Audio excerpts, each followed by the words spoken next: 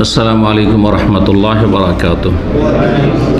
إن الحمد لله نحمده ونستعينه ونستغفره ونعوذ بالله من شرور أنفسنا ومن سيئات أعمالنا من يهده الله فلا مضل له ومن يضلل فلا هادي له وأشهد أن لا إله إلا الله وحده لا شريك له وأشهد أن محمدا عبده ورسوله صلى الله تعالى عليه وعلى آله وصحبه وسلم تسليما كثيرا. أما بعد فإن خير الحديث كتاب الله وخير الهدي هدي محمد صلى الله عليه وسلم وشر الأمور محدثاتها وكل محدثة بدعة وكل بدعة ضلالة وكل ضلالة في النار. أعوذ بالله من الشيطان الرجيم. إن شانئك هو الأبتر. সম্মানিত দ্বীনী মাতৃমণ্ডলী, আল্লাহ রাব্বুল আলামিনের প্রশংসা এবং প্রিয় নবী সাল্লাল্লাহু আলাইহি ওয়াসাল্লামের ওপর সালাত ও সালামের পর আজ বৃহস্পতিবার 17ই জিলকাদা 1443 হিজরি মোতাবেক 16ই জুন 2022 আমাদের সাপ্তাহিক বিষয়ভিত্তিক আলোচনা, যার বিষয়বস্তু হচ্ছে প্রিয় নবী সাল্লাল্লাহু আলাইহি ওয়াসাল্লামের মর্যাদা।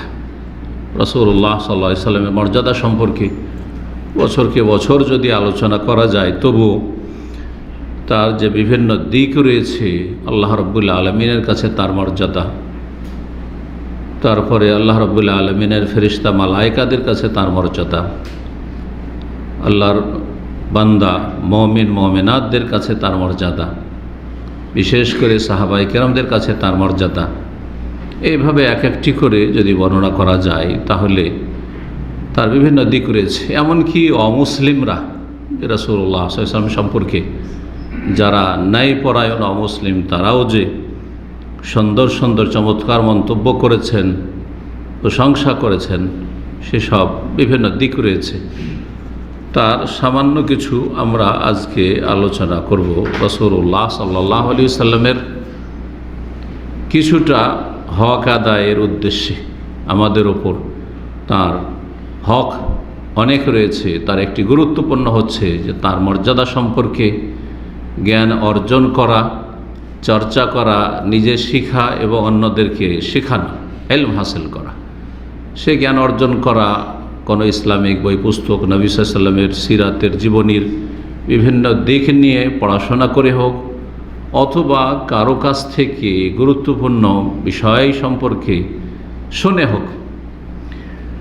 তো আমরা এই অল্প সময়ে আলোচনা করব। কোরআনে কারিমে রাসূলুল্লাহ সাল্লাল্লাহু আলাইহি ওয়াসাল্লাম সম্পর্কে বিভিন্ন দিক নিয়ে আল্লাহ রাব্বুল আলামিন স্বয়ং আলোচনা করেছেন, প্রশংসা করেছেন, ঘোষণা করেছেন, মানব জাতিকে জানিয়েছেন তার মর্যাদা সম্পর্কে।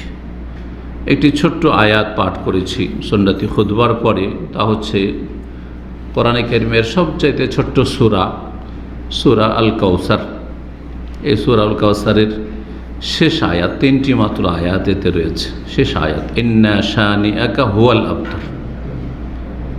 এই সূরার বিষয়বস্তু হচ্ছে রাসূলুল্লাহ সাল্লাল্লাহু আলাইহি ওয়াসাল্লামের মর্যাদা সম্পর্কে আল্লাহ রাব্বুল আলামিনের ঘোষণা। ইন্না আতাইনাকাল কাউসার, নবী সাল্লাল্লাহু আলাইহি ওয়াসাল্লামকে আল্লাহ রাব্বুল আল কাউসার দান করেছেন। আল কাউসারে যদি তাফসীর ব্যাখ্যা করা যায় তো যথেষ্ট সময়ের প্রয়োজন রয়েছে।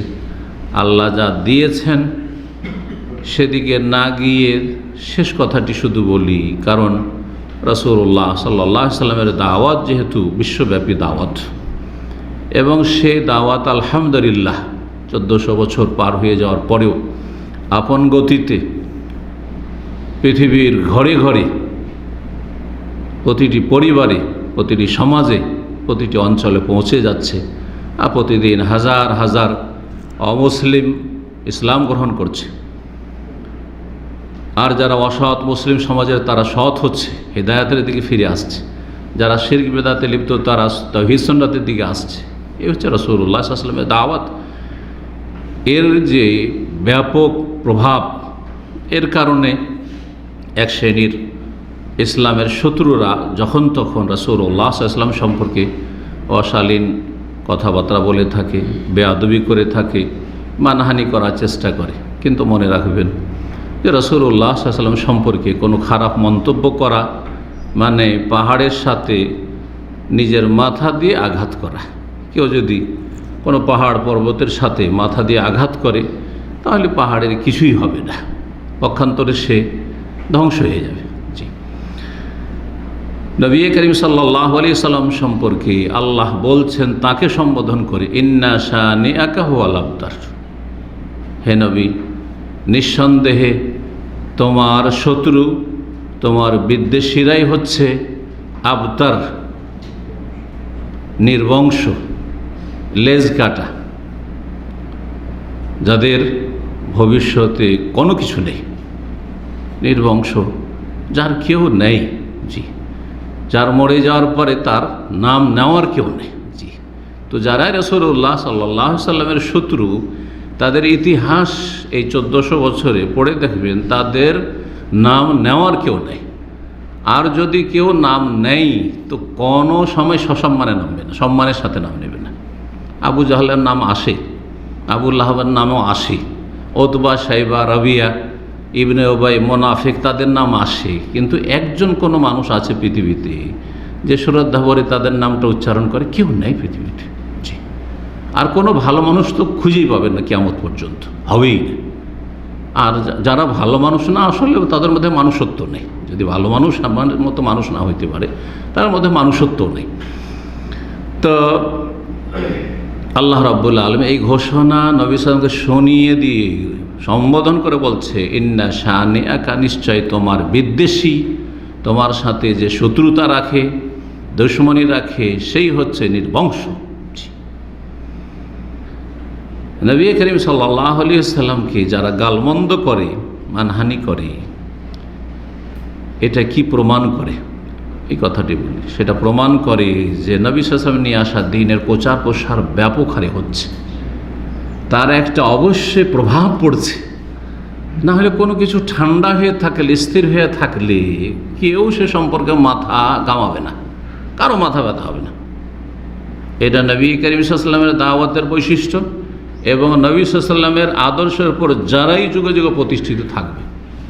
সুতরাং আমাদের সালাফি দাওয়াত, কোরআন সুন্নাহর দাওয়াতের প্রচার প্রসার বেড়েছে, সেই জন্য শত্রুতাও বেড়েছে। আর যার মধ্যে যত বেশি সালাফি দাওয়াতের কাজ হয়, তার তত বেশি শত্রুতা এবং বিরোধিতা এবং তাকে গালমন্দ করা, এটা স্বাভাবিক বিষয় হবে। এটা হকের প্রমাণ এবং এটা আমি বহুবার বলেছি যে এটা সুসংবাদ যে কাজ হচ্ছে, কাজ হচ্ছে। হ্যাঁ, যারা আল্লাহর শত্রু, আল্লাহর দ্বীনের শত্রু, তাদের পায়ের তলা থেকে মাটি সরছে, সেই জন্য তাদের মাথার ব্যথা। জি, যার ফলে তারা পাগলা কুকুরের মতো ছোটাছুটি করছে। জি, এবং মনে রাখবেন যে নবী করিম সাল্লাল্লাহু আলাইহি সাল্লামকে কেউ যদি গালমন্দ করে, তো আর একটি আমাদের জন্য সুসংবাদ হচ্ছে, একটি সুসংবাদ হচ্ছে দ্বীন ইসলামের প্রচার প্রসার হচ্ছে। আর একটি সুসংবাদ হচ্ছে যে সব শত্রুরা রাসূলুল্লাহ সাল্লাল্লাহু আলাইহি সাল্লামকে গালমন্দ করে, রাসূলুল্লাহ সাল্লাল্লাহু আলাইহি সাল্লামকে ব্যঙ্গ করে, রাসূলুল্লাহ সাল্লাল্লাহু আলাইহি সাল্লাম সম্পর্কে খারাপ মন্তব্য করে, তাদের শীঘ্রই পতন ঘটবে, তারা ছিন্ন ভিন্ন হয়ে যাবে, তারা টুকরো টুকরো হয়ে যাবে। এটা 1400 বছর ইসলামের ইতিহাস প্রমাণ করে, রাসূলুল্লাহ সাল্লাল্লাহু আলাইহি সাল্লামের আমল থেকে শুরু করে আজ পর্যন্ত বহু নজির রয়েছে। নবী সাল্লাল্লাহু আলাইহি সাল্লামের জীবদ্দশায় সিরাতুন নবী থেকে একটি শিক্ষা নেন।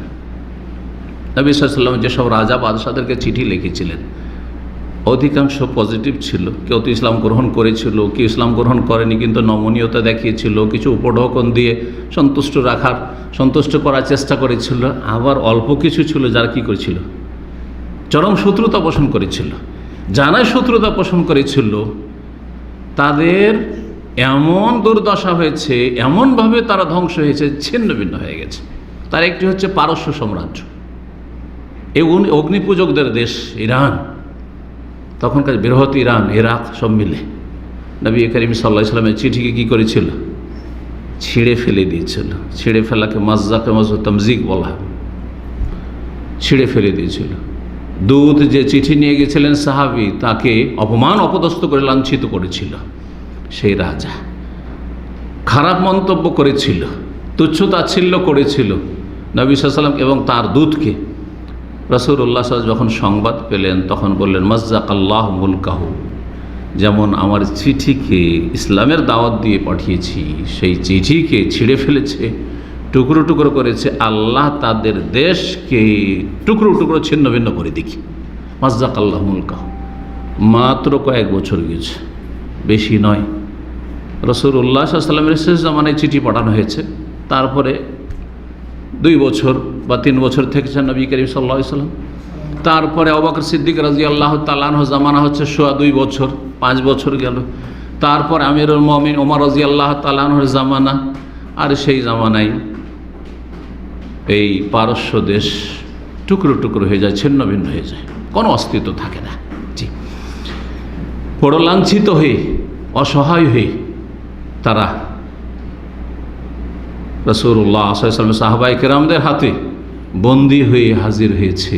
জি, এবং তার আগে বাপ রাজা ছেলের হাতে খুন হয়েছে এই রাজার, আর বাপ ছেলেকে হত্যা করার জন্য বিষ ভরে রেখেছিল বোতলে, ঔষধের লেবেল লাগিয়ে সেটা খেয়ে বাপের কারণে, এই বাপের বিষ খেয়ে মনে করলো যে এটা তো ভালো ওষুধ, এটা তো খুব উপকারী আমার জন্য, এনার্জি ড্রিঙ্ক, সুতরাং সে ডকডক করে পান করেছে, বাপকে খুন করবে, সে হত্যা হয়েছে। তারপরে এক মহিলা রানী হয়েছিল, আর তারপরে নবী সাল্লাল্লাহু আলাইহি ওয়াসাল্লাম যখন খবর পেলেন, বললেন ইউফলিহা কওমুন ওয়াল্লাহু আমরুহুম বিমরা, ওই জাতি কখনো সফল না। বিশেষ করে বলা হয়েছে এই অগ্নিপূজক জাতি সম্পর্কে, ইরানি জাতি সম্পর্কে, যে সেই জাতি কখনো সফল হবে না যে জাতি আমার ইসলামের দাওয়াতের চিঠিকে ছিন্ন ভিন্ন করেছে, যেই জাতি আমার দূতকে অপমান অপদস্থ করেছে, যেই জাতি আমাকে গালমন্দ করেছে, যেই জাতি নারীকে নেত্রী হিসাবে বাছাই করেছে। আল্লাহু আমরুহুম বিমরা। তার কয়েক বছর পরে ওমর রাদিয়াল্লাহু তাআলা আমারে সে দেশ অস্তিত্ব হারিয়ে ফেললো, যেই দেশ ছিল একটি পরাশক্তি সেই যুগের। আজকালকার যুগের পৃথিবীর যে 2-3টি বড় শক্তি রয়েছে তার একটি। তো এই মর্মে ইবনে তাইমিয়া রাহিমাহুল্লাহ শাইখুল ইসলাম বলছেন, মিন আজিবিল আমরি, অবাক হওয়ার বিষয়, আশ্চর্যজনক বিষয় হচ্ছে, আন্নাল মুসলিমিনা কানু ফি জিহাদিহিম, মুসলিমগণ জিহাদ ফি সাবিলিল্লাহ থাকতেন রাসূলুল্লাহ সাল্লাল্লাহু আলাইহি ওয়াসাল্লামের জামানায়, তারপরে জামানায় সাহাবায়ে খোলাফায়ে রাশেদিনের জামানায় বিশেষ করে। আর তারপরেও ইদা হাসারু হিসনান, কোনো দেশে কোনো এলাকায় গিয়ে কোনো দুর্গ যখন তারা অবরোধ করতেন, ঘেরাও করতেন, আওবালদাতান, অথবা কোনো শহরকে যখন অবরোধ করতেন, ফাসামিউ মিন আহলিহা সাবমাল রাসূলিল্লাহ সাল্লাল্লাহু আলাইহি ওয়াসাল্লাম, তারপরে তারা শুনতে পেতেন যে তারা রাসূলুল্লাহ সাল্লাল্লাহু আলাইহি ওয়াসাল্লামকে প্রতিক্রিয়া স্বরূপ গালমন্দ করছে, যে মুহাম্মদ রাসূলুল্লাহ সাল্লাল্লাহু আলাইহি ওয়াসাল্লাম উম্মতের লোকেরা আমাদের অবরোধ করেছে, আমাদের বিরুদ্ধে লড়াইয়ের জন্য এসেছে, গাল দেওয়া শুরু করত। যখন গাল দেওয়া শুরু করত এই কাফের জাতিগুলি বিভিন্ন দেশে যুগে যুগে, ইস্তাবশারু বিকুরবিল ফাতহে, ইবনে তাইমিয়া রাহিমাহুল্লাহ বলছেন, তখন তারা আনন্দিত হইত যে বিজয় আসন্ন হয়েছে, বিজয় আসন্ন হয়েছে। হ্যাঁ, খুব অচিরেই শীঘ্রই কি হবে, তারা নতি স্বীকার করবে, তারা স্যারেন্ডার করবে। সারেমুল মসলুল আলা শাতিম রসুল প্রসিদ্ধ কিতাব রয়েছে, ইবনে তাইমিয়া রাহিমাহুল্লাহ সেই কিতাবে তিনি উল্লেখ করেছেন। এখন যে বিষয়টি আলোচনা করব সেটা হচ্ছে আল্লাহ রাব্বুল আলামিনের কাছে প্রিয় রসুল সাল্লাল্লাহু আলাইহি ওয়াসাল্লামের মর্যাদা। আসলে বিষয়বস্তু আজকে রাসূলুল্লাহ সাল্লাল্লাহু আলাইহি ওয়াসাল্লামের মর্যাদা, আল্লাহর কাছে মর্যাদা। মহান আল্লাহর কাছে মর্যাদার প্রথম দিক হচ্ছে যে রাসূলুল্লাহ সাল্লাল্লাহু আলাইহি ওয়াসাল্লাম আল্লাহর নবী এবং রাসূল, আল্লাহর প্রেরিত নবী এবং রাসূল। জি, অনেকে আম্বিয়া নবী কিন্তু রাসূল নন, কিন্তু নবী সাল্লাল্লাহু আলাইহি ওয়াসাল্লাম নবী এবং রাসূল। শুধু তাই নয়, তিনি খাতামুল আম্বিয়া, সর্বশেষ নবী, সর্বশেষ রাসূল।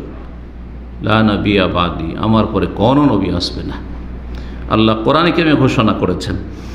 এবং তিনি সবচাইতে শ্রেষ্ঠ রাসূল আল্লাহ রাব্বুল আলামিনের।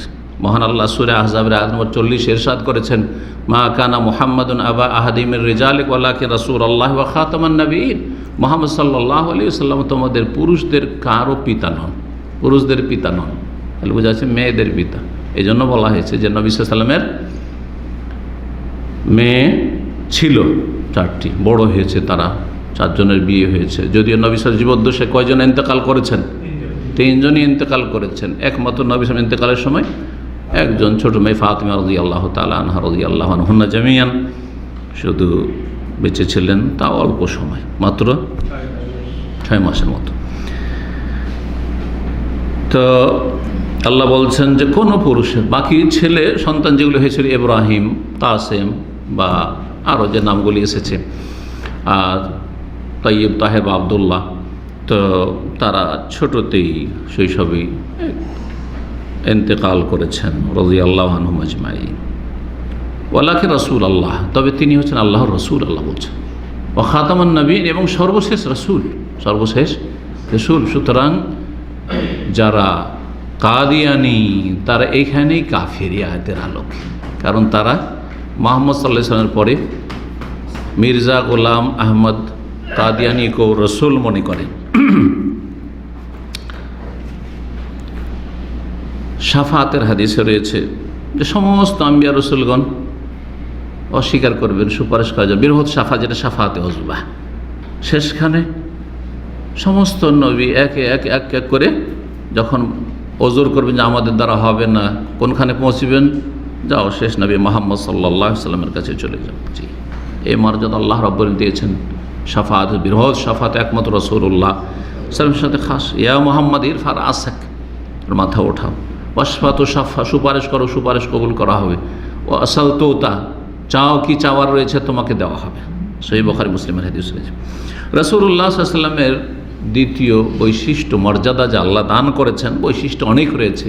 তা হচ্ছে রাসূলুল্লাহর রিসালাত হচ্ছে আন্তর্জাতিক রিসালাত, পেগাম, সারা বিশ্বব্যাপী পেগাম, সমস্ত মানুষের জন্য, কালো সাদা সকলের জন্য।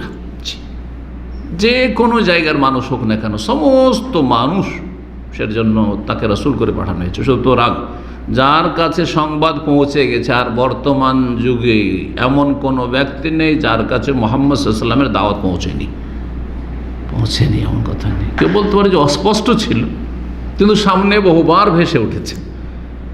এই সোশ্যাল মিডিয়ার যুগে আর এই সায়েন্সের উন্নতির যুগে ঘরে ঘরে মুহাম্মদ সাল্লাল্লাহু আলাইহি ওয়াসাল্লামের নাম পৌঁছে গেছে।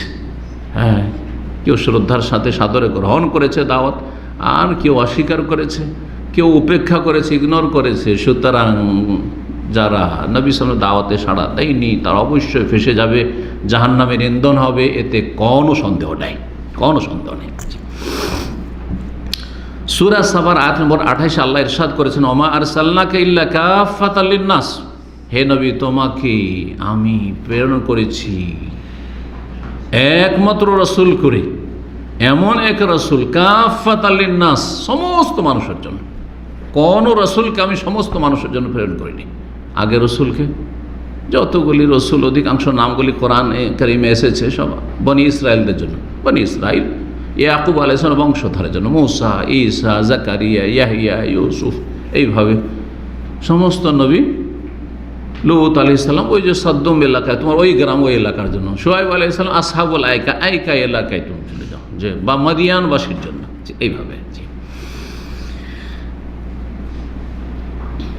এই মর্মে কোরআনে কারিমে বেশ কিছু আয়াত রয়েছে, তার মধ্যে আরেকটি আয়াত সূরা তাওবার, হুয়াল্লাযী আরসালা রাসূলাহু বিল হুদা ওয়া দীনিল হক লিইয়ুযহিরাহু আলা দীনি কুল্লিহি। আল্লাহ সেই সত্তা যিনি তার রসুলকে পাঠিয়েছেন বিল হুদা, হেদায়াত নিয়ে, সঠিক পথের দিক নির্দেশনা নিয়ে, ওয়া দীনিল হক, সত্য দিন নিয়ে। কিসের জন্য? লিইয়ুযহিরাহু আলা দীনি কুল্লিহি, যাতে সমস্ত দিনের উপর সেটাকে বিজয়ী করেন, শক্তিশালী করেন। সমস্ত দিন, পথ, মত, আদর্শ, মতবাদ আর ধর্ম, সমস্ত কিছুর ওপর আল্লাহ সেটাকে বিজয়ী করতে চান, এটা আল্লাহর ইচ্ছা। সুতরাং এই আল্লাহর ইচ্ছায় কোনো শক্তি বাধা দেওয়ার নেই, কোনো শক্তি বাধা দেওয়ার নাই।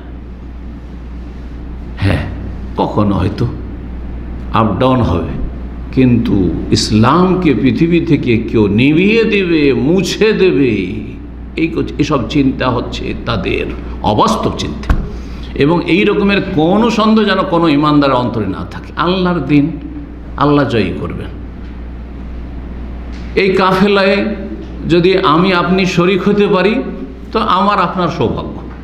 সৌভাগ্য আমার আপনার যে কে কতটা শরীক হইতে পারছে এই কাফেলায় আল্লাহর দিনকে শক্তিশালী করার জন্য, জয়ী করার জন্য আল্লাহর জমিনে। আর যদি শরীক না হইতে পারেন, না হইতে পারি, তাহলে আমি হতভাগা, আপনারা হতভাগা, কিন্তু অন্যদেরকে দিয়ে আল্লাহ করাবেন। কথাও স্পষ্ট করে দিয়েছেন আল্লাহ রাব্বুল কোরআনে কারীম। আল্লাহর দিনুল্লাহ গালিব, আল্লাহর দিন জয়ী হবে। আল্লাহর দিন জয়, সেটা যার মাধ্যমে হোক না কেন, যার দ্বারা যতটুকু কাজ হোক না কেন, আমি করব না, অন্য কেউ করবে, অন্য কাউকে দিয়ে আল্লাহ করাবেন। ওয়াইন তাতাওয়াল্লাউ ইস্তাবদিল কওমান গায়রাকুম সুম্মা লা ইয়াকুনু আমসালাকুম, সূরা মুহাম্মাদের শেষ আয়াত। অন্য জাতিকে দিয়ে আল্লাহ করিয়ে নেবেন। জি, আল্লাহ রাব্বুল আলামিন সূরা আরাফের 158-তে বলেছেন, কুল, হে নবী বলে দাও, ইয়া আইয়ুহান নাস, হে মানব সকল, ইন্নী রাসূলুল্লাহ ইলাইকুম জামিয়া, আমি রাসূলুল্লাহ ইলাইকুম, তোমাদের জন্য। তোমাদের জন্য বললেই তো হইতো, কিন্তু কেউ ভাবতে তোমাদের জন্য মানে হয়তো আরবদের জন্য, তোমাদের জন্য মানে হচ্ছে যেহেতু নবী এশিয়াতে এসেছেন, আরব এশিয়াতে, তো এশিয়ানদের জন্য না, জামিয়া, সমস্ত মানুষের জন্য, সমস্ত, তোমাদের সমস্ত লোকের জন্য। ইউরোপ আর আমেরিকা, কানাডা, অস্ট্রেলিয়া আর ভারত, যেখানকারই, আরব, অনারব, যেখানকারই হোক না কেন, আফ্রিকা, সমস্ত মানুষের জন্য তোমাকে আমি রাসূল করেছি। তুমি ঘোষণা করে দাও, জানিয়ে দাও মানুষকে, ইন্নী রাসূলুল্লাহ ইলাইকুম জামিয়া। 3 নম্বর মর্যাদার দিক যা আল্লাহ দান করেছেন তাকে, যে ইহকাল পরকালে তাকে সবচেয়ে বেশি সম্মানিত করেছেন। দুনিয়া তো সবচেয়ে বেশি সম্মানিত, আর আখিরাত তো সবচাইতে সম্মানিত। পৃথিবীতে এমন কোনো মানুষ দেখান যে নবী সাল্লাল্লাহু আলাইহি ওয়াসাল্লামের চাইতে বেশি তার নাম উচ্চারণ হচ্ছে, কোথাও খুঁজে পাবেন, কোথাও খুঁজে পাবেন। পৃথিবীতে কোনো পুস্তক দেখান যেই পুস্তক কোরআনে কারিমের চাইতে বেশি তেলাওয়াত হচ্ছে, পাঠ করা হচ্ছে, পৃথিবীতে কোথাও খুঁজে পাবেন। কোনো এমন ব্যক্তি দেখান যেই ব্যক্তির নাম ছাড়া দিন পার হয় না, কিন্তু নবী সাল্লাল্লাহু আলাইহি ওয়াসাল্লামের নাম ছাড়া দিন পার হবে না। আল্লাহর পরে নবী সাল্লাল্লাহু আলাইহি ওয়াসাল্লামের নাম উল্লেখ করতেই হবে, না হলে ফরজ সালাত আদায় হবে না, আজান হবে না, একামত হবে না। জি, আর যদি আজান না হয়, একামত না হয়, ফরজ সালাত না হয়, তো মুসলিম না। জি, আর পৃথিবীকে আল্লাহ রাব্বুল এমনভাবে সাজিয়েছেন যে একদল সালাত শেষ করছে, তো আর এক দলের সালাতের সময় শুরু হচ্ছে। 24 ঘন্টা সালাত চলতি আছে। এক জায়গায় সালাত শেষ হলো, এখানে যদি দামামা শেষ হয়, এখান থেকে 25-50 কিলোমিটার একটু পশ্চিম দিকে চলে যান, দেখবেন যে ওইদিকে এখন জোহরের সালাত চলছে, তাই কি না?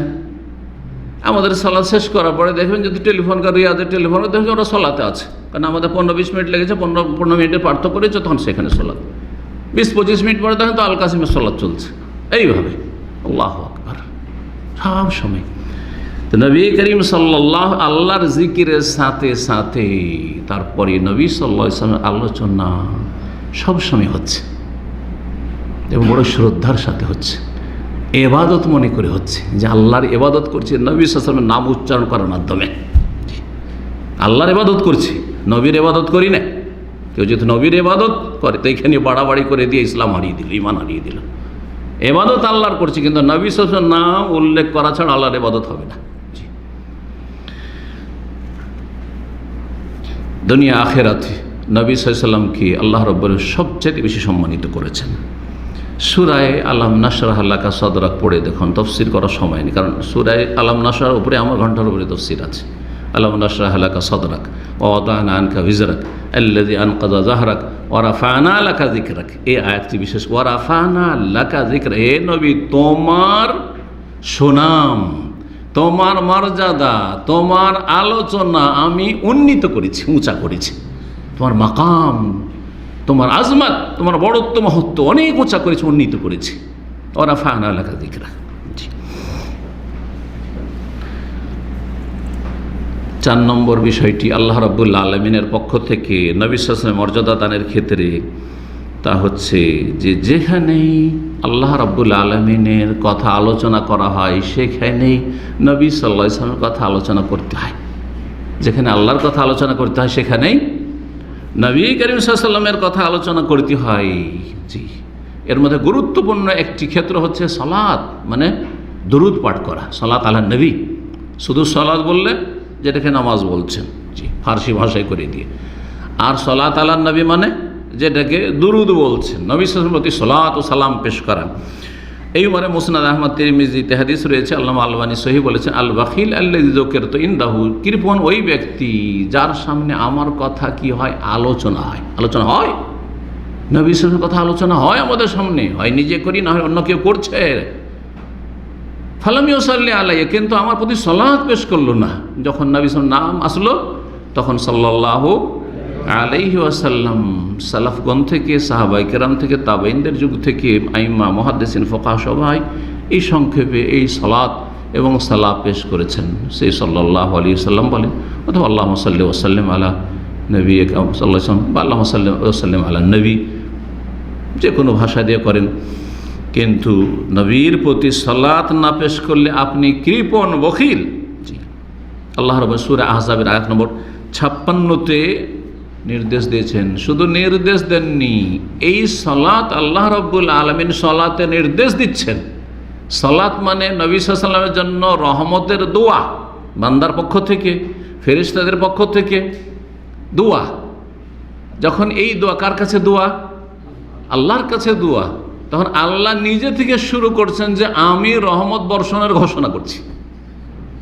ইন্নাল্লাহা মালাইকাতুহু ইউসাল্লুনা আলান নবী, আল্লাহ সালাত রহমত বর্ষণ করেন নবীর উপর। তোমাদেরকে হুকুম করছি, তার আগে আমি ঘোষণা করছি আমি রহমত বর্ষণ করি, আমি রহমত বর্ষণ করি।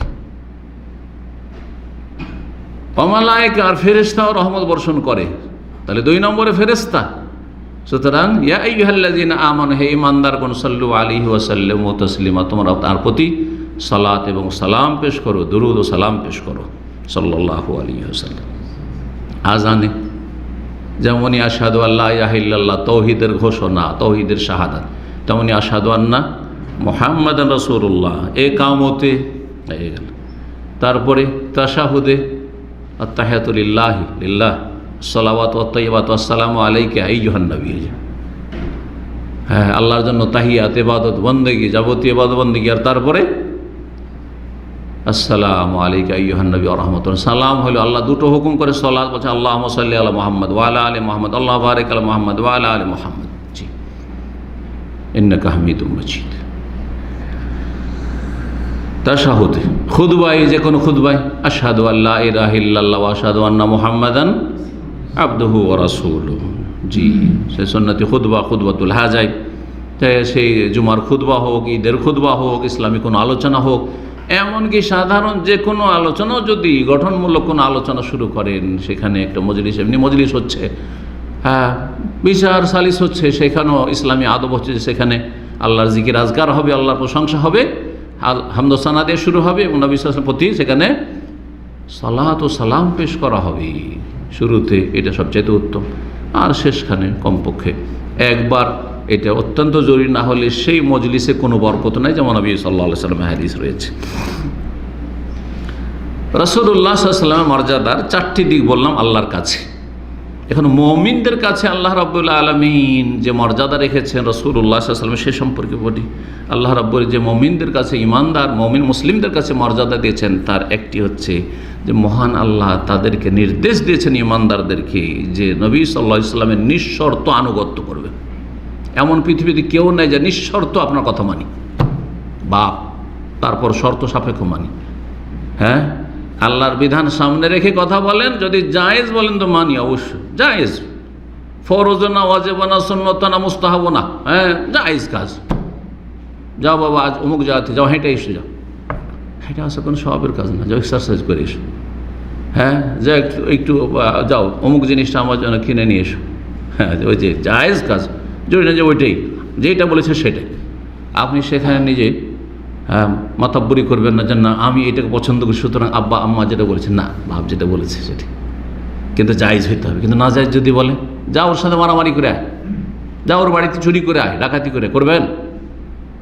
কিন্তু রাসূলুল্লাহ সাল্লাল্লাহু আলাইহি ওয়াসাল্লাম সম্পর্কে তাআতুন মুতলাকা, কোনো ইমাম, কোনো আলেমের অন্ধ অনুসরণ করা যাবে? হারাম। তার রাসূলের মর্যাদা দিয়ে দিলেন। এখানে বিভ্রান্ত হয়েছে যারা মযহাবের গোঁড়ামিতে ডুবে রয়েছে, অন্ধত্বে ডুবে আছে, তাকলিদে সাক্ষীতে ডুবে আছে। রাসূলের মর্যাদা দিয়েছে আর শিরক বিরিসালাতে শরীক করে ফেলেছে। এটা শিরক রেসালাতে, যখন রেসালাতে রসুলের সাথে শরীক করে রসুলের স্তর দিয়ে দিলেন কোন একজন আলেমকে, ইমামকে, তখন রসুল যেহেতু আল্লাহর পক্ষ থেকে দিন বর্ণনা করে, দিন জানিয়ে দেওয়ার জন্য প্রতিনিধি, তাহলে আপনি আল্লাহর সাথে শরীক করে দিলেন। তো রেসালাতে শিরক করার কারণে আল্লাহর সাথে শরীক হয়ে গেল। আমি অমুকের কথা সবগুলি মানব, তিনি ভুল করতেই পারেন না, এই কথা বলে এটা শিরক। রসুলের সাথেও শিরক আর আল্লাহর সাথেও শিরক।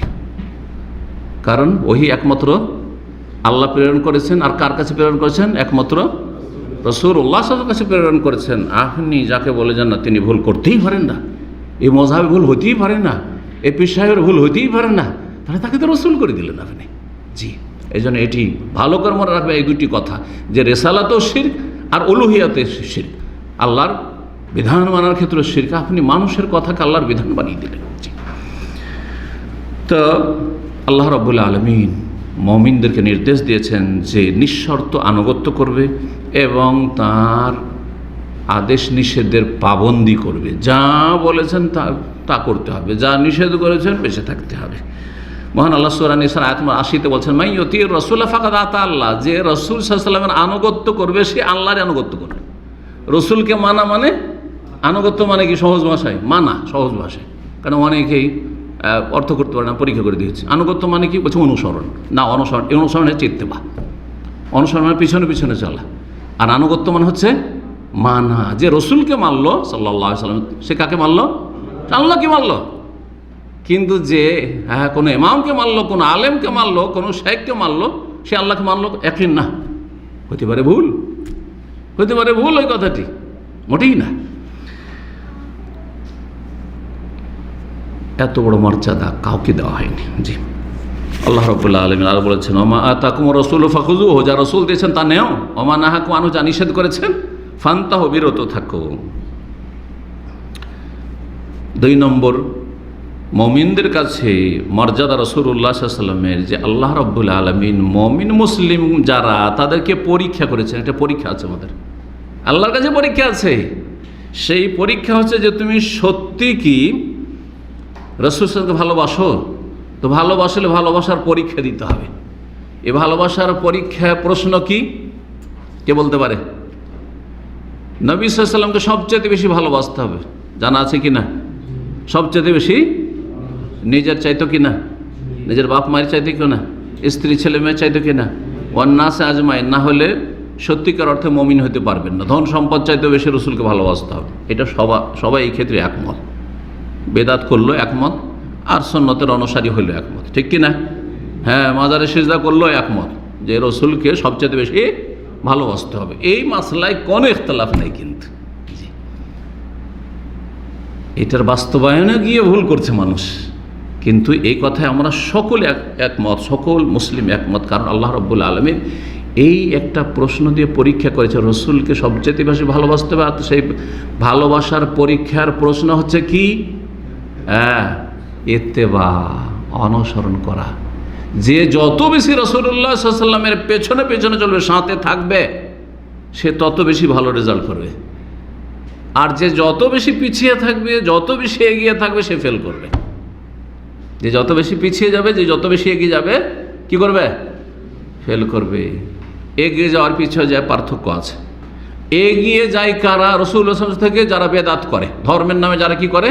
শিরক বেদাত করে। নবী সাল্লাল্লাহু আলাইহি ওয়াসাল্লাম শিরককে মুছে দেওয়ার জন্য এসেছিলেন, বেদাতকে মুছে দেওয়ার জন্য এসে যারা এগিয়ে চলে গেল, বেশি পণ্ডিতি করলো, যে না আমাদের জন্য এতটা যথেষ্ট না, আরও বেশি করতে হবে। আমাদের জন্য তাকবীরে তাহরিমা দিয়ে সালাত শুরু করা যথেষ্ট না, আমাদেরকে জায়নামাজের দোয়া পড়তে হবে, নিয়ত পড়তে হবে, ইক্তাদাত বিহাজাল ইমাম পড়তে হবে। আমাদের জন্য সালাম ফিরলে সালাত শেষ হয় না, এখনো বাকি কি করতে হবে? সম্মিলিত মোনাজাত করতে হবে, মাথায় হাত দিতে হবে, একটা বিদাতি দোয়া পড়তে হবে, আছে না নেই? তা আগে বেড়ে গেল। বেশি আগে বাড়লেও পথভ্রষ্ট, আর বেশি পিছিয়ে যায় কারা?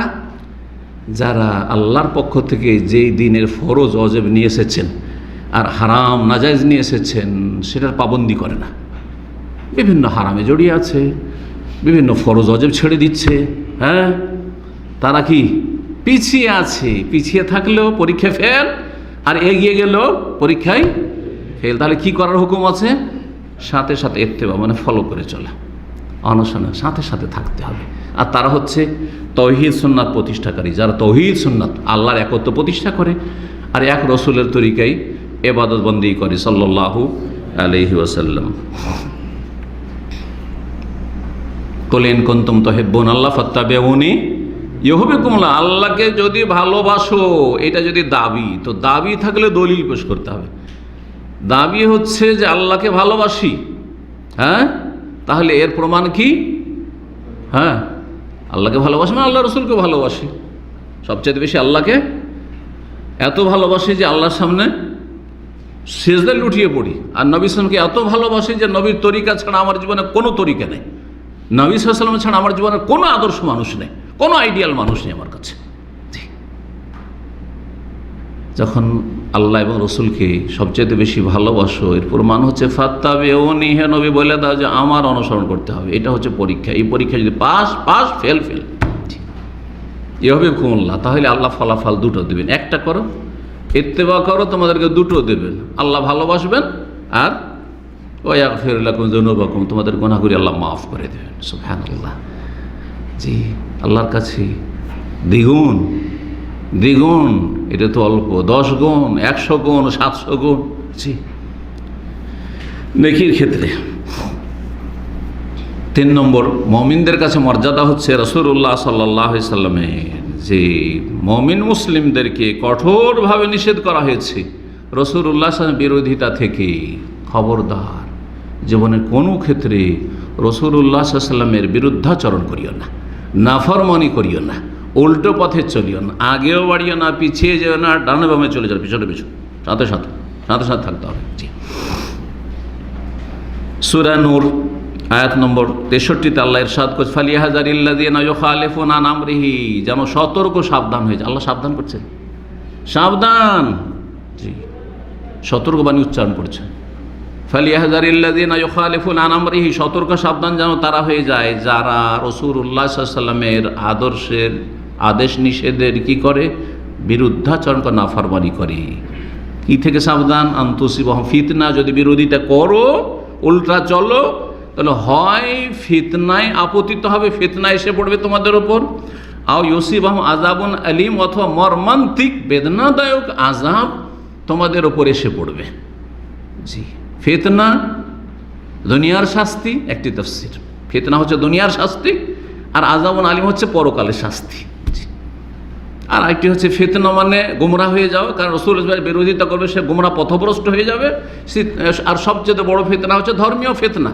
দিনের ক্ষেত্রে যদি কেউ বিভ্রান্ত হয়ে যায়, তো দুনিয়ার ধন দৌলত থেকে লাভ নেই, দুনিয়ার রাজত্ব থেকে কোনো লাভ নেই, কারণ একদিন মরবেই, রাজাও মরবে, ধীরাজা মরবে, পয়সাওয়ালা ধনাঢ্য মরবে, জাহান্নামে যাবে। কারণ দিন ইসলামের ক্ষেত্রে কী হয়ে গেছে? ফিতনায় পড়ে গেছে। যা দিন হারিয়ে গেল তার সব হারিয়ে গেল। 4 নম্বর বিষয়, মুমিনদের কাছে রাসূলুল্লাহ সাল্লাল্লাহু আলাইহি ওয়াসাল্লাম মর্যাদার হচ্ছে যে মহান আল্লাহ রাব্বুল আলামিন মুমিনদের নির্দেশ দিয়েছেন যে রাসূলুল্লাহ সাল্লাল্লাহু আলাইহি ওয়াসাল্লামের যথাযথ সম্মান করবে, মর্যাদা দেবে এবং যথাসাধ্য সাহায্য করবে। নবী সাল্লাল্লাহু আলাইহি ওয়াসাল্লামের জীবদ্দশায় সাহায্যের ধরন অন্যরকম ছিল। তার পাশে থেকে জিহাদ ফি সাবিলিল্লাহ করেছেন, ডানে বামে ডাকতেই হাজির। এখন কিছুটা পরিবর্তন হইল, বেশ কিছু বিষয় রয়েছে সেগুলির ক্ষেত্রে আপন অবস্থায় ঠিক আছে। যেমন নবী সাল্লাল্লাহু আলাইহি ওয়াসাল্লাম, সাহাবায়ে কেরামগণ নবী সাল্লাল্লাহু আলাইহি ওয়াসাল্লামকে সবচেয়ে বেশি ভালোবেসেছেন। জি, ঠিক না?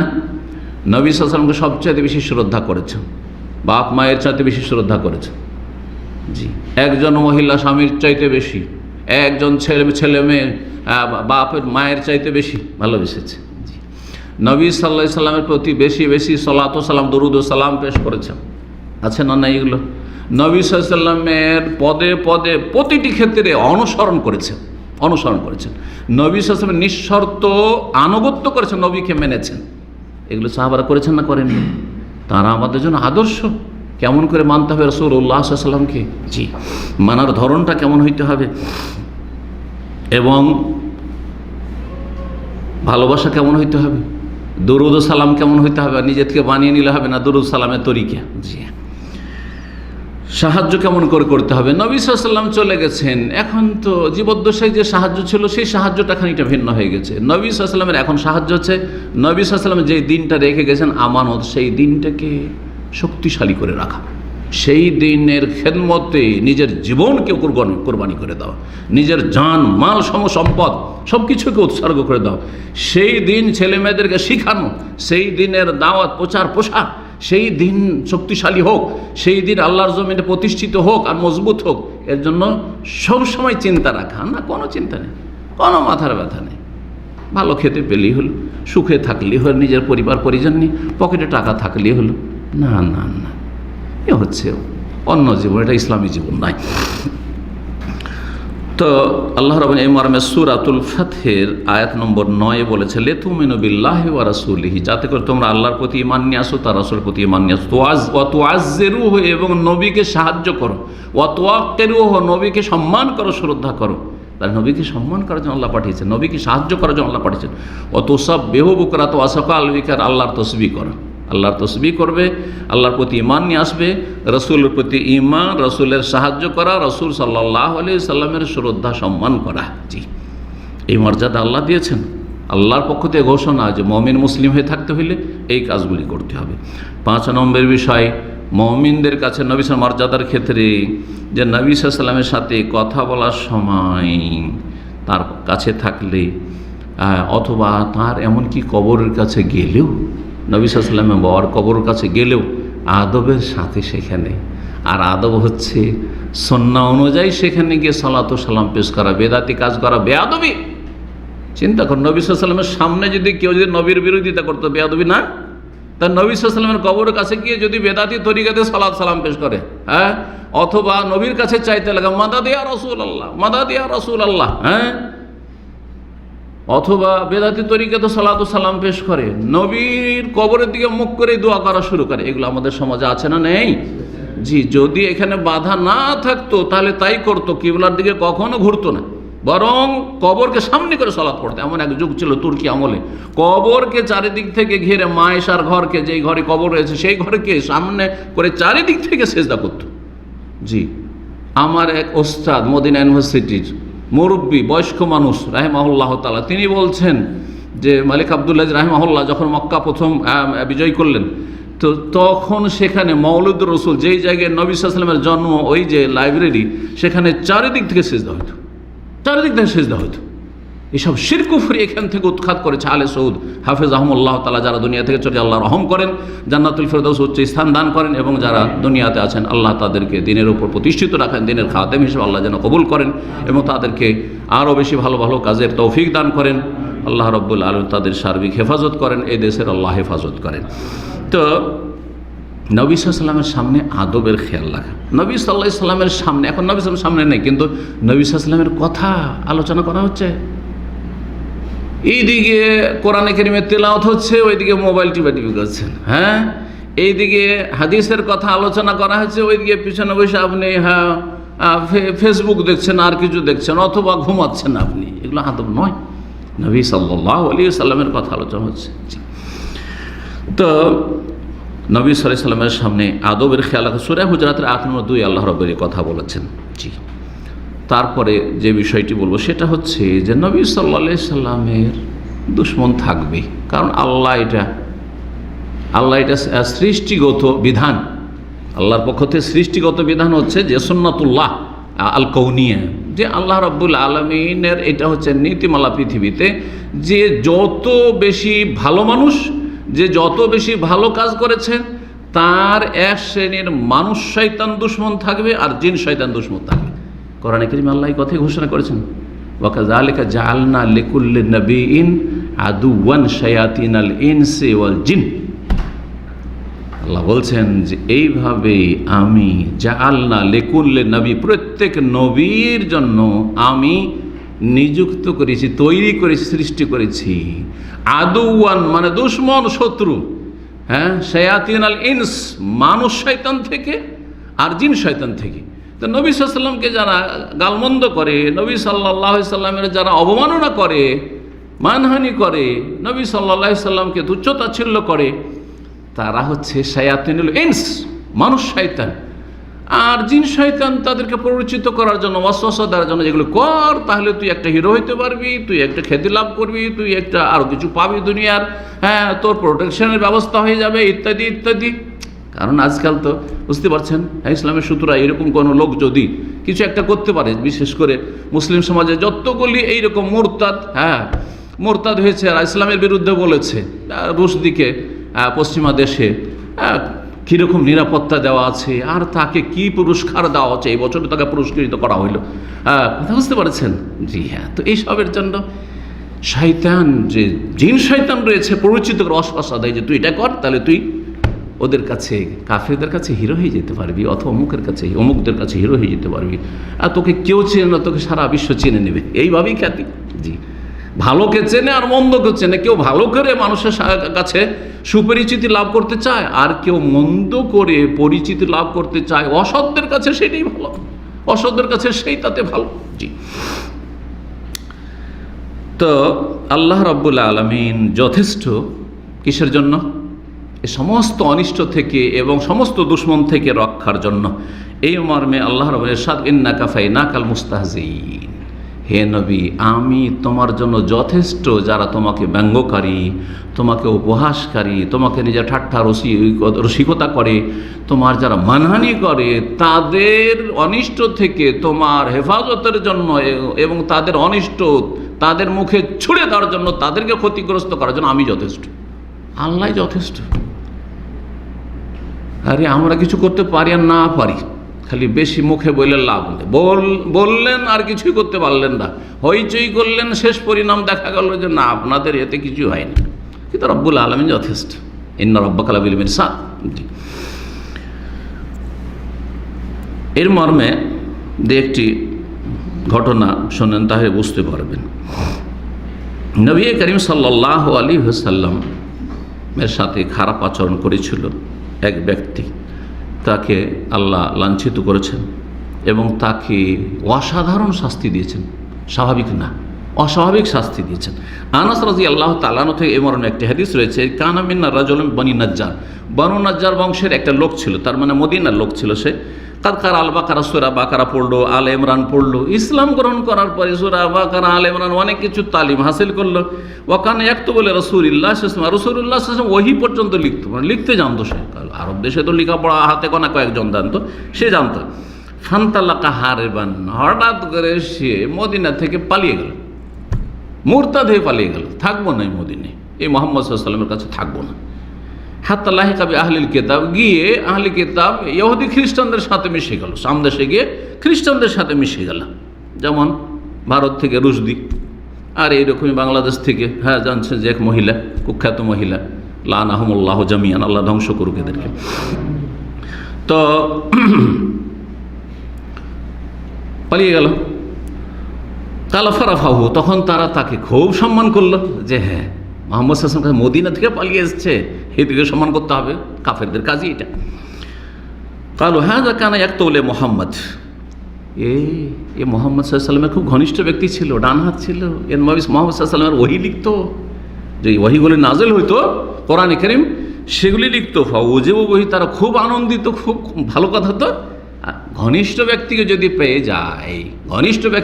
পেয়ে যায়, তো দুশ্মনরা কিন্তু ছো মেরে নেওয়ার জন্য বসে থাকে, যারা শত্রু তারা ছো মেরে নেওয়ার জন্য বসে থাকে। কারণ ঘনিষ্ঠ ব্যক্তি কিন্তু আপ ডাউন মানুষের জীবনে সব জানছে, যে কোনো ব্যক্তি সম্পর্কে। আমার সাথে যারা ঘনিষ্ঠ, একেবারে ঘনিষ্ঠ, তারা আমার যে ত্রুটিগুলো আছে জানছে, কিন্তু যারা দূরের, এক আধ ঘন্টার জন্য দেখা সাক্ষাৎ, আসলো সালাম দোয়া জানতে পারবে না কিন্তু, ঠিক কিনা? ঘনিষ্ঠ ব্যক্তি, আপনজন একবারে যে অতপ্রতভাবে জড়িত থাকে, তাকে যদি ছো মেরে পেয়ে যায়, দেখে নেগেটিভগুলো কিছু বের করা যায় কিনা, নেগেটিভ কিছু বের করা যায় কিনা। এটা হচ্ছে মানুষের বদস্বভাব, অসৎ মানুষের বদস্বভাব। তো খুব খুশি তারা। ফামালাবেস আনকাসাম আল্লাহ অনুকাহু ফিহিম, হঠাৎ করে সেই লোকটিকে আল্লাহ ধ্বংস করে দিল, মরে গেল। ফাহাফারুল্লাহু, তখন তাকে দাফন করার জন্য মাটি খনন করলো, কবর খনন, ফাওয়ারুহ, মাটিতে ঢেকে দিল। কিন্তু সুবহানাল্লাহ, ফাসবাহাতিল আরযু কাদ নাবাযাতু আলা ওয়াজহিহা, মাটিতে দাফন করে এসছে, আর তারপরে সকালে দেখছে যে মাটির ওপরে লাশ পড়ে আছে। সুম্মা আদু, আবার মাটি খনন করলো, কবর খনন করলো। ফাহাফারুল্লাহ, গর্ত খনন করে সেখানে ফাওয়ারুও, তারপরে মাটি দিয়ে ঢেকে দিল। ফাস বাহাতিল আরো, সকাল হয়েছে, আবার জমিন তাকে উগলে ফেলে দিয়েছে। আল্লাহু আকবার, জমিন তাকে উগলে ফেলে দিয়েছে। তাদের নাবাজাত ফালাওয়াজেহা, কয়েকবার করে এরকম হলো। কয়েকবার হওয়ার পর দেখলো যে আর কাজ হবে না, এই চরম অপরাধ। কাফেরও বুঝতে পেরেছে, যারা আশ্রয় দিয়েছিল তারা বুঝতে পেরেছে যে চরম অপরাধী, সেই জন্য মাটি একে গ্রহণ করছে না, জমিন একে গ্রহণ করছেন না, মাটি নিজের পেটে রাখতে চায় না। জি, আল্লাহু আকবার। ফাতারাকুহু মানবুজান, তখন তাকে এমনি ফেলে রেখে দিল, যা পশু পাখিতে নুচে খেয়ে নি। সহি মুসলিমের হাদিস, সহি মুসলিমের হাদিস। জি, সুতরাং আল্লাহ রাব্বুল কাছে এমন কোনো কিছুই মুশকিল না। ওমা যালিকা আলাল্লাহি বিআজিজ। ইমাম ইবনে কাসির রাহমাতুল্লাহ, আরেকটি ঘটনা বলি। ইমাম ইবনে কাসির রাহিমাহুল্লাহ তাফসীর ইবনে কাসির, প্রসিদ্ধ তাফসীর এবং সবচেয়ে ভালো তাফসীর, সেই তাফসীরে তিনি উল্লেখ করেছে ইন্না শানিয়াকা হুয়াল আবতার, যেটা দিয়ে আলোচনা শুরু করেছিলাম। সেই আয়াতের তাফসীরে তিনি একটি ঘটনা বর্ণনা করেছেন। আন্না দা আলা উতবা বিন আবি লাহাব লাম্মা সাব্বা ওয়া সাইলিহি, নবী সাল্লাল্লাহু আলাইহি ওয়াসাল্লামের জামাই হয়েছিল এক সময় আবু লাহাবের ছেলে উতবা। এই ঘটনা কেউ শুনেছেন? কেউ শোনেনি মনে হয়। আবু লাহাব নবী সাল্লাল্লাহু আলাইহি ওয়াসাল্লামের কে ছিল? চাচা। চাচার ছেলের সাথে, তার মানে চাচা তো ভাইয়ের সাথে কি দিয়েছেন? মেয়ের বিয়ে। যেমন আলী বিন আবি তালিব, জি, আবু তালেব চাচা, আর আলী চাচা তো ভাই, তো আলীর সাথে বিয়ে দিয়েছেন কার? ফাতেমা রাদিয়াল্লাহু তাআলা আনহার। এটা জানে কারণ ছেলে মেয়ে হয়েছে সেই জন্য। কিন্তু রাসূলুল্লাহ সাল্লাল্লাহু আলাইহি ওয়াসাল্লামের যে মেজো আর সেজো মেয়ে রোকাইয়া উম্মে কুলসুম, তাদের বিয়ে দিয়েছিলেন এই আবু লাহাবের দুই ছেলের সাথে। আবু লাহাবের দুই ছেলের সাথে আবু লাহাব খবিস বলল যে তোরা এই মুহাম্মাদের মেয়েকে বিয়ে করে আসিস, তোদের সাথে আমি কথাই বলবো না, আর তোরা যতক্ষণ তোকে তালাক দিয়ে তোর মুখ দেখবো না, যতক্ষণ না তাড়াবি। হ্যাঁ, এই যখন শপথ করলো তখন তারা তার বাপের কথা শুনে, আবু লাহাবের কথা শুনে অভিশপ্তগুলো কি করলো? তালাক দিয়ে দিল নবী সাল্লাল্লাহু আলাইহি সাল্লামের মেয়েদেরকে। কাফেরদের সাথে বিয়ে কেমন করে হইতে পারে? এটা মদিনার ঘটনা নেই, কারণ এখন ওগুলো বিধান আসেনি, তো মক্কার ঘটনা, বোঝা গেছে না? মক্কার ঘটনা। জি, আর তারপরে নবী করিম সাল্লাল্লাহু আলাইহি ওয়াসাল্লাম 40 বছর বয়সে নবী হয়েছেন, তার আগে এই ঘটনা হয়তো। জি, তারপরে তখন পর্যন্ত মুসলিম কাফের বিয়ে মদিনা আসা এসে হারাম হয়েছে। জি, তো যাই হোক, রাসূলুল্লাহ সাল্লাল্লাহু আলাইহি ওয়াসাল্লামের মেয়েদেরকে তালাক দিয়ে দিলাম। এই উতবা বিন আবু লাহাব একজন ছিল, আরেকজন উতাইবা ছিল। এই উতবা, আবু লাহাবের ছেলে উতবা, শুধু তালাকই দিল না, বড়ই লাঞ্ছিত অপদস্থ করলো মেয়েকে, এমনকি মেয়ের বাবা তুলে গাল দিল, নবী সাল্লাল্লাহু আলাইহি ওয়াসাল্লামকে গালমন্দ করলো এবং নবী সাল্লাল্লাহু আলাইহি ওয়াসাল্লামের সাথে খারাপ আচরণ করলো। বাপ বলছে খবিস, আবু লাহাব বলছে তাব্বাত ইয়াদা আবি লাহাব ওয়া তাব, আবু লাহাবের দুই হাত ধ্বংস হোক। আবু লাহাব ধ্বংস এমনিতে নাযিল হয়নি, সে বলছে যা, ওই যে তোর শ্বশুর মুহাম্মদ, তার মুখে থুতু দিয়ায়। জি, সে কাজ করেছিল, নবী করিম সাল্লাল্লাহু আলাইহি ওয়াসাল্লাম খারাপ আচরণ করেছিল। জি, নবী সাল্লাল্লাহু আলাইহি ওয়াসাল্লাম বদ্ধ করেছেন, ঠিক আছে আমার মেয়েকে ছেড়ে দিলে ভালো কথা, আলহামদুলিল্লাহ, কিন্তু তুমি খারাপ আচরণ করলে। আল্লাহুম্মা সাল্লি আলাইহি আলবা মিনকা লাবিকা, এই দোয়া করেছিলেন, বদ্ধ করেছেন, আল্লাহ তুমি এর ওপর হিংস্র পশু চাপিয়ে দাও, হিংস্র পশু দিয়ে একে ধ্বংস করো। আল্লাহু আকবার, হিংস্র পশুকে ধ্বংস করো। মুস্তাদরাক হাকিম হাদিস রয়েছে, ইমাম হাফিজ রহমতুল্লাহ আলাইহি হাদিসটিকে হাসান বলেছেন। সে এই বদদুয়া শোনার পরে সবসময় আতঙ্কে থাকতো, কিন্তু আতঙ্কে থেকে কতদিন আর মক্কায় লুকিয়ে থাকবে? মক্কাতে হিংস্র পশু নেই, বাঘ নেই, ভয় নেই, হয়তো মক্কায় কদিন থাকবে? ব্যবসা বাণিজ্যের জন্য এই দিক সেদিক তো দিতে হবে না, তো মক্কার লোক খাবে কি? খাবে, খেতে পাবে কোথায়? আর ব্যবসা বাণিজ্যের জন্য তারা দুই মৌসুমে দুই দিকে যেত, এমন যেত আর শাম দেশে যেত। তো শাম দেশে যে সিরিয়ার দিকে বা ফিলিস্তিন, সবগুলি বৃহৎ শাম, সেই দেশে যেত যখন গরমের সময়, তখন ঠান্ডার দেশে যেত। তো শাম দেশে সে গিয়েছিল, আর তাকে চারিদিক থেকে সবাই পাহারা দিচ্ছে, কারণ সে আতঙ্কে আছে, আর সে জানে যে মুহাম্মদ সাল্লাল্লাহু আলাইহি ওয়াসাল্লামের বদ্দুয়া কবুল হয়েছে, সুতরাং আমাকে সবসময় প্রোটেকশনে সুরক্ষিত থাকতে হবে, আর সবাই তাকে সুরক্ষা দিত। বলছে এক জায়গায় রাতে এক মাঠে তারা অবস্থান করেছে, কারণ সে বিশ্রাম করতে হবে সফর অবস্থায়, আর সেখানে তাকে মাঝখানে শুয়েছে, আর চারিদিক থেকে অন্যান্য লোকেরা সব চারিদিক থেকে ঘেরে শুয়ে আছে, যাতে করে কোন রকমের বিপদের আশঙ্কা না থাকে বা বিপদের ঝুঁকি না থাকে। সে অবস্থায় তারা ঘুমিয়ে আছে। একটি বাঘ আসলো, আর আসার পরে শুংছে, আর তারপরে সবগুলিকে ডিঙিয়ে ওই মাঝখানে গিয়ে ওকে ওর মাথাটাকে দৌড়ে গলাটাকে কেটে একবার শেষ করে দিল। হ্যাঁ, এইভাবে আল্লাহ রাব্বুল আলামিন তাকে হালাক করলেন। নবী সাল্লাল্লাহু আলাইহি ওয়াসাল্লামের বদদুআ কবুল হয়েছিল। জি, তো ফাখারাজা ফি সফরে গেছে, যা আলাসা ফামাজ্জাকাহু, একটি সিংহ বাঘ আসলো, ফামাজ্জাকাহু, তাকে একবারে ছিন্ন ভিন্ন করে দিল, খেয়ে ফেলল বাঘে। জি, নবী করিম সাল্লাল্লাহু আলাইহি ওয়াসাল্লামের সাথে যারা খারাপ আচরণ করবে তাদের জন্য ইসলামী দণ্ডবিধান রয়েছে। জি, দুনিয়াতে ইসলামী দণ্ডবিধান রয়েছে, আর আখিরাতে রয়েছে কঠিন শাস্তি। মরার পরে রয়েছে কঠিন শাস্তি। দুনিয়ার দণ্ডবিধান কোনো মুসলিম শাসকের হাতের নাগালে আসলো না, বা তারা পারল না অথবা করলো না, যে কোনোটাই হোক না কেন, কারণ অন্য দেশে থাকলে হাতের নাগালে নেই না, এটা ডাল ভাত মুখের কথা বলে দিলেন হয়ে গেলে, এত কথা নয়। আর নিজের দেশে হইলে অনেক সময় অপারক, অনেক সময় হিকমতের খেলাফ হইতে পারে। নবী করিম সাল্লাল্লাহু আলাইহি ওয়াসাল্লাম মুনাফিকদের সবচেয়ে বড় নেতা, মদিনায় সারা জীবন থেকেছে, মারা গেছে, তাকে কত সাহাবা কেন বলেছেন, ইয়া রাসূলুল্লাহ আমাকে অনুমতি দেন, দানি আজরে বনকা, গর্দানটা উড়িয়ে দিয়েছেন নবী সাল্লাল্লাহু আলাইহি ওয়াসাল্লাম অনুমতি, কারণ হিকমতের খেলাফ হইতো, এতে পরিস্থিতি আরও খারাপ হয়ে যেত। তো এত সহজ বিষয় নয়। আর তারপরে সেই যুগ না, এই যুগে আছেন, কোন যুগে আছেন সেটাও দেখতে হবে।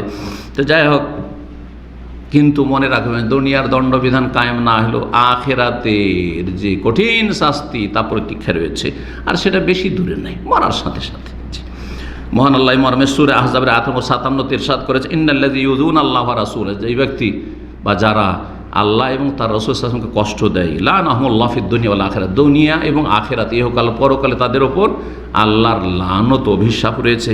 ওয়া আ'আদ্দা লাহুম আযাবাম মুহিনা, আর তাদের জন্য লাঞ্ছনাকর শাস্তি আল্লাহ রাব্বুল আলামিন তৈরি করে রেখেছেন। এখানেই আজকের আলোচনা শেষ করছি। আল্লাহ রাব্বুল আলামিনের কাছে দোয়া করি, আল্লাহ রাব্বুল আলামিন যেন আমাদেরকে রাসূলুল্লাহ সাল্লাল্লাহু আলাইহি ওয়াসাল্লামের মর্যাদা যথাযথ জানার এবং সেই মর্যাদা উপলব্ধি করে সেই মর্যাদার হক আদায় করে আল্লাহ রাব্বুল আলামিন যেন তৌফিক দান করেন।